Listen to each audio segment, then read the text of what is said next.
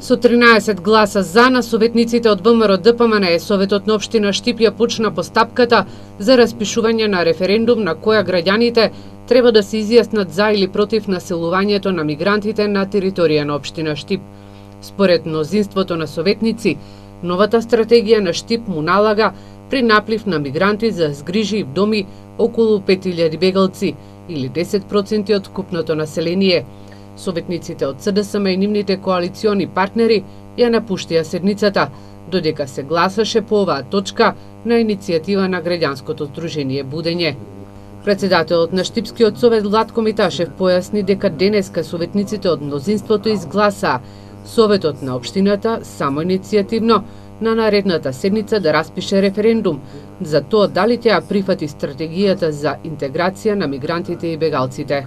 Се работи за еден од начините на процес за распишување на референдум.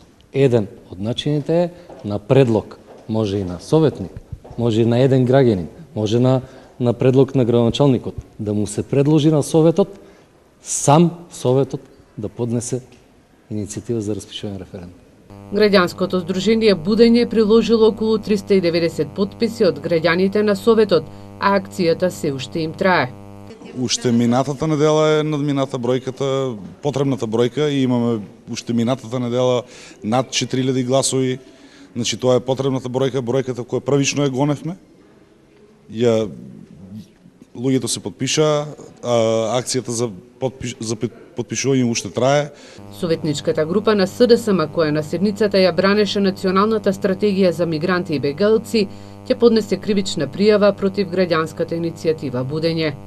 Да, кривична пријава ќе поднесеме против подносителот на оваа граѓанска иницијатива, имајќи предвид дека во овие собрани петиции и потписи е присутен и матичниот број на лицата, кој што според Законот за заштита на лични податоци е податок од највисок приоритет. Плюс имаме тука лица кои што се малолетни, кои што немаат избирачко право, а фигурираат на овие списоци. Денешната одлука треба да излезе во службениот гласник на општината, пошто во септември на седница на Советот ќе се гласа за или не распишување на референдум по собствена иницијатива на локалниот совет, а кој би се одржал на денот на локалните избори или подоцна во зависност од роковите.